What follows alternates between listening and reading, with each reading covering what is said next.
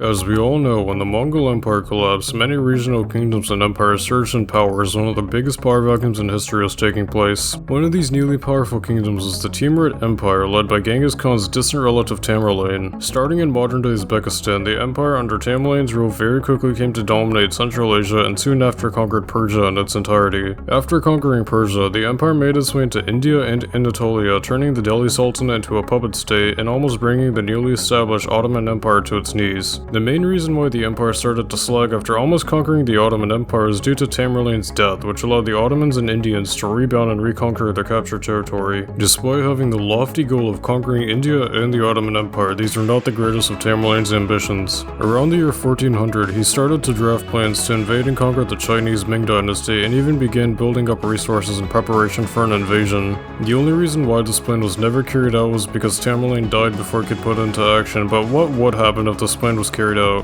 There are two scenarios that could happen if Tamerlane survived and invaded China. The first is a scenario where he failed to conquer China and the Ming successfully repelled the Timurids. The second is a scenario where Tamerlane actually conquered China and incorporated it into his empire. Let's first go over the scenario where Tamerlane fails. In this scenario, the Chinese are able to successfully repel the Timurids through the use of gunpowder technology present in China at the time. Even though the Timurids did have access to gunpowder themselves, they were not proficient in its use and preferred to use traditional weapons such as swords and catapults while making use of Mongol siege tactics. But Tamerlane, realizing he cannot conquer China, he draws back his forces and makes a peace deal with the Mings that calls for the demilitarization of the border region between the Timurid Empire and the Ming Dynasty. With his focus directed away from China, Tamerlane can continue on his conquest of Anatolia and India. When it comes to India, it is very reasonable to assume that with Tamerlane's mighty military skill, he could conquer the Delhi Sultanate in its entirety. In our timeline, before he died, he had already conquered basically all of modern-day Pakistan and was on the brink of completely taking over the Delhi Sultanate before he died.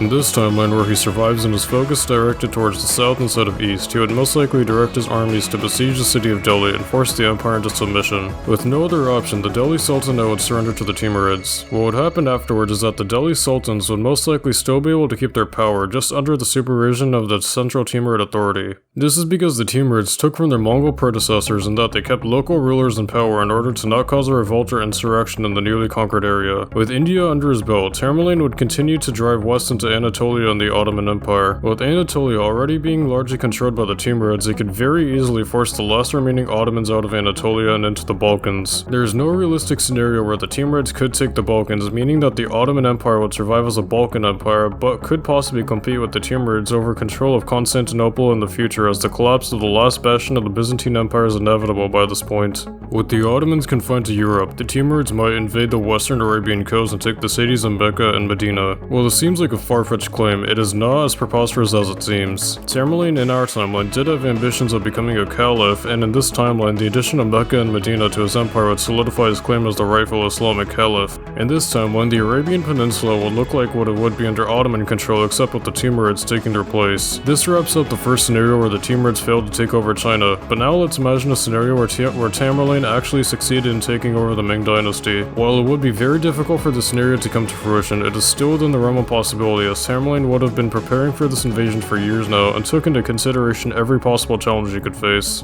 With Tibet being impossible to navigate an army through, the Timurids would likely bring their army through modern-day Xinjiang and would slowly force their way into Beijing. The city would be put under siege, and after a lengthy struggle between the Timurids and the Chinese, their capital would fall and the Mings would sue for peace. Just like what the Mongols did, the local Chinese leaders would still be able to keep their powerful positions in order to keep the population under control without the threat of a rebellion. Legislation would still be made by the Timurids, but they would be enforced by the Chinese rulers in order to give the Chinese populace a sense of self-rule when in reality they're being controlled by the Timurids. In terms of culture, I would expect a large portion of China to slowly convert to Islam. This is because of how once Muslim empires take over an area, they would enforce heavy tax burdens on the non-Muslim population, which would give an incentive for the population to convert in order to avoid taxes. This is how places such as Albania and Bosnia became predominantly Muslim, as the people under Ottoman rule did not want to pay the hefty taxes and would rather switch religions. I wouldn't expect China to become a majority Muslim nation because of Timurid rule, but I would expect it to become like India, where the population slowly converts to Islam until about 10 to 20% of the population becomes Islamic. This is not a far-fetched claim because this is exactly what happened in Albania, except Albania became more than 50% Muslim, meaning that 10 to 20% is a pretty conservative estimate for China. Besides culture, the addition of China into the Timurid Empire would propel the empire to extreme heights and could possibly turn it into the most powerful country country on Earth. From a trade perspective, the Timurids could trade valuable Chinese goods into Europe, as the trade routes from Eastern Asia to Anatolia are now under Timurid control. With this in mind, we can assume that the Timurids could become one of the wealthiest nations on Earth, as they now have access to goods from Persia, China, and Central Asia. The Timurids could put this vast wealth to use by using it to finance invasions of Arabia, or push deeper into India and eventually unite most of the subcontinent under Timurid rule. If this were to occur, then the Timurids would become the most powerful nation on Earth, as they now control India, China, Arabia, and their respective trade routes. To conclude, both of these scenarios are predictions of what could happen if Tamerlane had survived and invaded China. Whether he failed or succeeded, he would still take the Timurid Empire to new heights, as he would likely live longer than in our timeline. Still, I would like to thank you for watching, and make sure to like and subscribe.